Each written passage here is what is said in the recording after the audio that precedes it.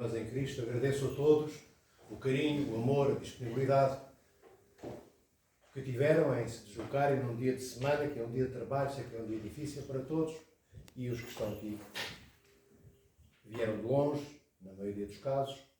Uma vez mais, reitero, agradeço novamente o vosso amor e a vossa disponibilidade para estarem junto da irmã Anastásia, que poucos conheceram durante muitos e muitos anos. Naturalmente que em toda a igreja sabem que existe um mosteiro, mas no contacto mais direto com o mosteiro não são muitos, digamos, não são a maioria dos fiéis que tiveram esse privilégio, essa possibilidade. Alguns vêm uma vez por ano, como o caso do Algarve, que é uma diocese distante, mas sei que todos sempre tiveram um amor e um carinho particular, especial, pelo mosteiro e pelas monjas santas, no seu amor que dedicam a todos, à igreja, e que nele habitam. Era esse o meu primeiro agradecimento. O segundo, agradeço também que os que puderem ficar durante esta hora e meia, hora e quarto, uma hora e meia, que nos separa das 2 da tarde, à altura em que depois partiremos rumo ao cemitério, que todos aqueles que puderem ficar, enquanto a Madre Abadesa, as irmãs e o Senhor Dona Marcena, os senhores bispos e clérigos ficam salmo após salmo, salmodiando os salmos durante esta cerca de uma hora que temos em oração, que fiquem, que orem e que se lembrem da irmã Anastásia. E quando olharmos para a irmã Anastásia, lembremos-nos também que um de nós será o próximo, dentro exatamente, e não há palavras mais suaves do que estas que eu possa dizer-vos. A próxima vez, quem sabe, dentro deste caixão. Ninguém gosta de ouvir falar de caixão. Eu também não acho que seja um termo, uma palavra muito agradável, bela, bonita, não é? O caixão, por mais pintado e dourado, por mais fitinhas que tenha, por mais embaixo, em cima, no ar, seja aqui, ou seja, o enterro de um príncipe real, ou do último dos miseráveis e pobres deste mundo, caixão é caixão, e ali dentro está um corpo que não se mexe, amados irmãos. Um dia, como eu vos disse, será o nosso também. Claro que pela idade, alguns de nós pensamos que estamos mais próximos, e assim é, pela lei natural da vida. Mas a idade não conta muito. Alguns mais jovens, que pensam ter ainda pela frente 50, 60 anos de vida, às vezes enganam-se, às vezes enganamos, e às vezes o Senhor chama-nos no momento imediatamente a seguir. Olha, há uma homilia que o bispo faça, a palavras como estas que eu estou agora a dirigir-vos. Às vezes depois de um bom dia, às vezes depois de um anoitecer. Às vezes, Deus tem o carinho, porque encontra mérito no amor com que alguns de nós viveram e permite a alguns de nós, como permitiu à irmã Anastásia, que adormecesse naquela cama simples do seu quarto, do mosteiro, e pudesse acordar como acordou no paraíso, como eu vos disse ontem, no seio de Abraão. Mas este carinho da parte de Deus nem todos o merecemos. É preciso conquistá-lo. Porquê? Porque Deus gosta de ser conquistado, porque Deus precisa que conquistemos o seu amor, como sempre nos tem dito. Não. Deus não precisa do nosso amor absolutamente para nada. Não precisa da nossa presença absolutamente para nada. Qualquer ato que façamos é completamente inútil do ponto de vista de poder acrescentar, enquanto ato de amor ao outro, alguma coisa a que Deus é. Deus é o que é. E é imutável no que Ele é, como eu sempre partilho convosco. Agora que Deus nos ama, que Deus nos criou, claro que criou. Porquê? Porque precisava de ser louvado para ser mais Deus? Não. O Senhor criou-nos, como criou a irmã Anastásia, que é um exemplo maior diante de nós hoje, porque já está mais adiantada no encontro com Deus, táctil, tangibilizável, físico, do que nós estamos. Deus criou-nos, dizia, porque o Senhor não poderia deixar-nos criar, porque Ele é a plenitude de todas as plenitudes. Ele era o Senhor da vida incriada, porque ao interior da Santíssima Trindade, como sempre vos digo, só há vida incriada. A vida criada existe fora de Deus, na criação cósmica, na criação angélica. Então o Senhor tinha que espraiar toda a plenitude também para fora da própria Santíssima Trindade. Ele é o Senhor da vida criada, Ele é o Senhor de toda a vida criada, angélica e cósmica. Esta, onde nós habitamos também. Então o Senhor criou-nos para se partilhar connosco.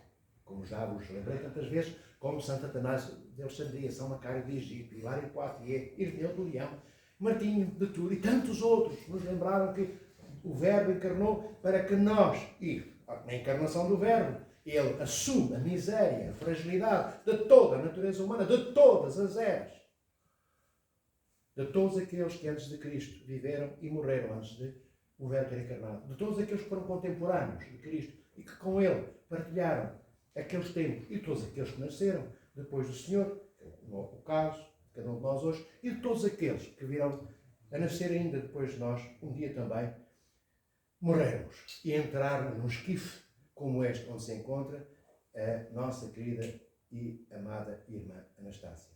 Então o Senhor, dizia eu, criou-nos porque desde toda a eternidade Ele sempre quis partilhar-se enquanto Deus connosco. E o Verbo, como eu disse e repito, não porque não tenho a memória do que disse anteriormente, mas porque eu sei que é difícil que a nossa memória, como esponja fosse, fixasse ou fixe aquilo que é importante. Por isso eu repito algumas vezes coisas que já disse anteriormente. E o Verbo encarnou e fez-se carne e assumiu a miséria da nossa natureza humana para que nós, como diziam estes padres da Igreja, desde Atanásio de Alexandria e Ireneu do Leão, que há bocadinho acabei de frisar, pudéssemos tornar-nos Deus pela teose, ou seja, pela divinização, pela deificação nossa.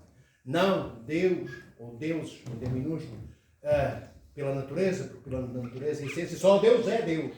Mas, como eu digo sempre, deuses pela graça. E o que é a graça? São as energias incriadas. O que são as energias incriadas? É Deus na plenitude da sua divindade, mas não da sua natureza, porque é só existe a natureza da Santíssima Trindade, que se torna presente na nossa vida, que se comunica. Se as energias incriadas de Deus, transportadas até nós na pessoa de Deus, Espírito Santo, terceira pessoa da Santíssima Trindade, não existissem, não viessem até nós, não havia nenhuma comunhão entre Deus e nós. A irmã Anastásia não poderia, agora, quando o seu corpo jaz morto, adormecido, como dizemos, à espera que o Senhor, vencedor da morte, nosso Deus Salvador Jesus Cristo, ressuscite no dia da ressurreição, não teria mais como comungar com o Senhor nosso Deus. O Deus Trinitário, Pai, Filho e Espírito Santo, seria um Deus completamente distante, porque Ele também o é. Ele é transcendente, isto é, está para lá, para além de tudo aquilo que o nosso intelecto, memória, esforço pessoal, conhecimento humano, por mais genial que seja o homem ou a mulher nas suas sinapses neurológicas, na sua preparação académica ou qualquer outra, não adianta, não conhecemos, não conseguimos conhecer Deus, o Pai, o Filho e o Espírito Santo, através da nossa razão.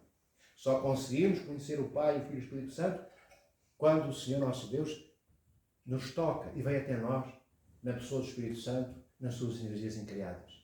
E aí toca-nos e inspira-nos, como inspirou 2.000 anos de igreja, em 2.000 anos de igreja, todos aqueles que nela viveram. E também inspirou a irmã Anastásia e nos inspira a cada um de nós. Não temos que ser padres da igreja para sermos inspirados pelo Espírito Santo. Em cada coisa pequenina que olhemos com atenção, em cada pequenino momento que mereça a nossa total concentração, Deus está presente. Quantas vezes eu não vi a irmã Anastásia sentadinha, às vezes, ali num pequeno mocho, um banquinho de 3 pernas, ou aqui dentro da igreja, ou andando com a sua bengala aqui em torno do mosteiro, e às vezes ela ficava olhando uma borboleta que passava, fazendo umas festinhas nos cães do mosteiro e conversando com eles, vindo à igreja, enviando de longe beijinhos, como eu disse ontem, para Cristo e a Mãe de Deus, numa simplicidade de tal forma natural que era completamente genuína, absolutamente verdadeira, autêntica, nos pequeninos gestos, nos detalhes que escapam à maioria de nós, nos pormenores aos quais nenhum, ou quase nenhum, ou nenhuma de nós liga a mínima importância ou encontra valor. E nessas pequenas coisas ela encontrou-se amando as irmãs e as irmãs pessoalmente e na pessoa também, daquela que é a mãe na fé, no amor, nos cuidados, todas elas, a Madre Teresa Maria. Ela encontrou a sua mãe na fé e a mãe encontrou uma filha. Claro, como filha, foi crescendo. E foi crescendo, e normal, como acontece na vida de todos os filhos, de vez em quando. A irmã Anastácia também tinha as suas pequeninas crises existenciais. Também tinha os seus pequeninos problemas. Mas sempre com amor e com profunda humildade, ela sempre ultrapassou tudo. E como cativou o amor de Deus, também conseguiu cativar. Também conseguiu cativar, isto é, convencer, provocar encantamento no amor das irmãs e na abadesa deste mosteiro, que dela cuidaram durante mais de 25 ou 26 anos, com todo o amor. Agradeço, Madre Abadesa, e na sua pessoa agradeço a Madre Madalena, a Madre Lúcia, a Marcena, mas o cuidado que tiveram em cada momento. Eu sei que foram muitos momentos, dias inteiros de 24 horas, durante muitos anos, cuidando com imenso amor de tudo aquilo que fazia falta fosse cuidado na pessoa da irmã Anastácia. E sei que foram momentos também difíceis.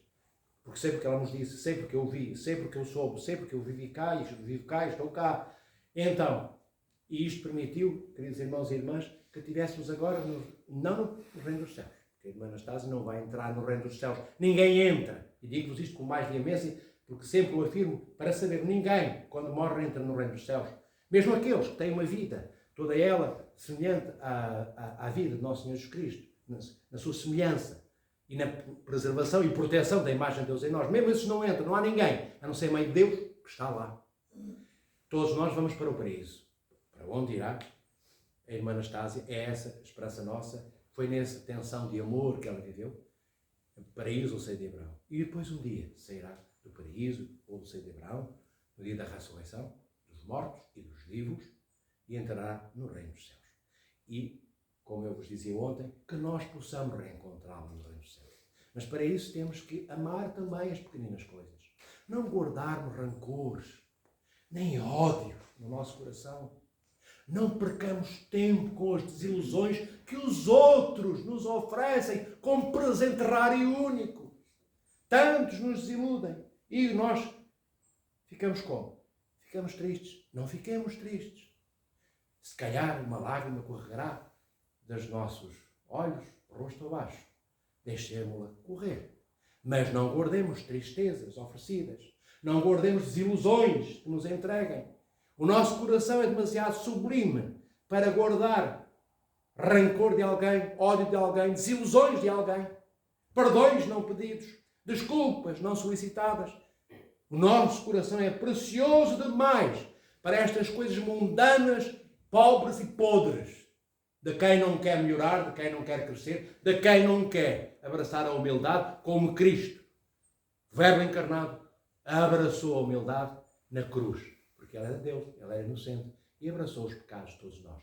E foi para a cruz, como eu sempre vos digo, o único inocente, para a cruz de todos os culpados, que somos nós, de todas as eras. Então, o nosso coração dizia, é demasiado precioso, ele existe para amar como Cristo ama, perdoar como Cristo perdoa. Nem o Senhor, nosso Deus, Salvador Jesus Cristo, que vai ser o nosso julgador, nos julgará, queridos irmãos. Irmãs, ele vai estar lá, Cristo, no dia do juízo final. Vai! Mas não é como juiz. Ele vai para uma última vez verificar quando o nosso rosto, no dia da ressurreição, e o nosso corpo sair do entorpecimento da morte e se erguer diante de Cristo. Ele vai olhar-nos no rosto. E claro, se não encontrar no nosso rosto espelhado o seu próprio rosto, o rosto dele mesmo, Cristo, ou seja, se nós não tivermos um rosto semelhante ao de Cristo, é porque não vivemos uma vida semelhante, igual, idêntica. A do Verbo encarnado. É porque não amamos como Ele amou, ou não nos esforçamos, pelo menos, para conseguirmos. É porque não estivemos na vida como o Verbo esteve. E então o Senhor, no dia do sinal, vai olhar o nosso rosto e vai ver um rosto completamente longínquo, distante. Não é igual ao dele. E o Senhor não vai poder obrigar-nos a entrarmos no reino dos céus, nós, que enquanto vivemos nunca quisemos entrar no reino dos céus. Nunca quisemos encontrar Cristo no rosto e na vida de cada um dos irmãos que o Senhor pôs no nosso caminho ao longo de uma vida inteira de 70, 80, 90 anos, tantas vezes. O Senhor não é troca-tintas, digo-vos nestas palavras singelas para que todos entendais. Cristo não é troca-tintas, isto é, não diz uma coisa hoje, faz outra amanhã. Não ama condicionalmente. Isto é, o que é amar condicionalmente? É amar segundo determinados critérios e circunstâncias. Alteram-se as circunstâncias, eu deixo de amar. Alteram-se os critérios, eu odeio, eu esqueço, eu passo a ser maledicente. Digo mal dos meus irmãos, digo mal das minhas irmãs. Abandono-os, deixo-os morrer de fome. Esqueço que somos da mesma raça, da raça de Deus. Ou não fôssemos nós, criados à imagem e à semelhança de Deus. Capítulo 1, versículo 27, do livro do Gênesis, o Senhor diz: façamos o homem à nossa imagem e conforme a nossa semelhança. O homem entende-se, como sabeis, homem e mulher. E aqui está dentro de nós uma mulher, que é uma senhora. Porque as monjas, amados irmãos e irmãs, são senhoras. Elas fazem parte da ordem angélica. Como senhoras são todas as mulheres criadas por Deus. E homens. Nós somos criados para sermos príncipes e princesas. Para termos elegância de alma, fidalguia de espírito. Não para vivermos aos tropeções no mundo, desencontrados de Deus. A nossa vida só tem um propósito, amados irmãos e irmãs. É encontrarmos o Senhor nosso Deus nesta vida já. No rosto de cada um dos nossos irmãos e irmãs. É nesta vida que nós preparamos a próxima. Quantas vezes vos disse que deveríamos de encarar esta vida que vivemos 50, 60, 70 anos, 80, como um campo de treinos para atletas que deveríamos de ser. Deveríamos ser atletas que nos preparamos nesta vida para um dia, podermos ser completamente a raça de Deus. Ele é o Rei de todo o cosmos, de todas as coisas criadas. E nós somos co-irmãos de Cristo. Nós não nos lembramos, mas temos Deus por irmão, porque pelo batismo nós adquirimos a filiação adotiva divina. Mas ser irmão por adoção não é ser um irmão menor. No mundo pensamos, não é do meu sangue, do sangue do meu pai, da minha mãe, é um irmãozinho, uma irmãzinha, é aí de um sangue qualquer, reles. São os termos que às vezes utilizam. Baixa extração. Aquilo é um semi-homem, uma semi-criança, é um baixo, um baixinho, um daqueles da raia miúda que não tem acesso ao prato do príncipe ou do rei. Pois, na Igreja de Cristo, todos nós temos acesso à mesa real. Se tivermos vestido a veste nupcial, como noutras películas do Evangelho, nós já ouvimos. Então nós somos da raça de Deus, somos da raça real, príncipes da casa de Deus, que é a nossa casa, irmãos de Deus, temos um Deus por irmão, que é o Senhor nosso Deus e Salvador Jesus Cristo. E é nessa certeza, e ancorados nessa esperança, que temos a garantia que a irmã Anastásia, pelo amor com que viveu, e pelo amor que nós dedicamos, ainda que pudéssemos haver dedicado mais, e por aquele, pelo exemplo de não termos dedicado todo, agora que ela partiu, lembremos do que não fizemos por ela e façamos neste momento. Oremos as vezes em que não oramos. Peçamos perdão a Deus também por todos os momentos em que não demos mais amor, mais carinho, ou ao mosteiro, para que o mosteiro pudesse cuidar melhor, ou que não, de todos os tempos e todas as alturas em que deveríamos estar mais presentes ao mosteiro e nos escondemos do mosteiro porque o mosteiro pede, porque o mosteiro é pobre, porque o mosteiro precisa, porque o mosteiro às vezes, enfim, é pouco para aquilo que nós pensamos que devia de ser, porque nos consideramos tão grandes, tão cheios de tanta coisa e às vezes estamos cheios de só vaidade, amados irmãos e irmãs. Então, agora que a irmã Anastásia partiu ao encontro do Senhor nosso Deus, lembremos do que não fizemos, peçamos perdão a Deus por isso, por essas nossas falhas de amor e façamos. O que não fizemos antes, façamos agora. Vamos sempre a tempo de fazer tudo o que não fizemos antes, se for melhor. Então, durante estes tempos, não sei, meia hora que falta, ou 40 minutos para irmos rumar ao cemitério, lembremos da irmã Anastásia. Estas palavras que vos transmiti não é para vos cansar, não é esse o meu propósito. Ainda que eu saiba que estáis cansados, e de ontem e de hoje, e por teres vindo hoje. Mas é para vos lembrar a importância de honrarmos a vida. Como é que se honra a vida? Amando a vida. Porque a morte, olhem, a morte aqui, olhem, onde nenhum de vós teme olhar o caixão. Um dia seremos nós dentro dele. A morte virá. Não baterá à nossa porta. Não se anunciará. Não permitirá um não da nossa parte. Quando ela vem, nós somos forçados a ir. Deus respeita o livre-arbítrio, a vontade livre que nos deu. A morte não. A morte chega e leva-nos. E já não há mais tempo para mais nada. Nem para o último beijo de um filho a uma mãe ou um pai, nem dos pais a seus netos, nem para o último pedido de perdão que tivemos 40 anos para pedir e não pedimos, nem para um abraço que negámos por inércia nossa e preguiça de dar às pessoas que estimávamos. Não há mais tempo, nem para beijos, nem para abraços, nem para pedidos de perdão, nem para nada. A morte chega, instala-se, pega-nos ao colo, quer queiramos, quer não, e arrasta-nos. E não é sempre arrasta-nos com ela. Então lembremos, quando olharmos, mas não fiquemos horrorizados. O que está a acontecer aqui é um momento natural na vida da humanidade.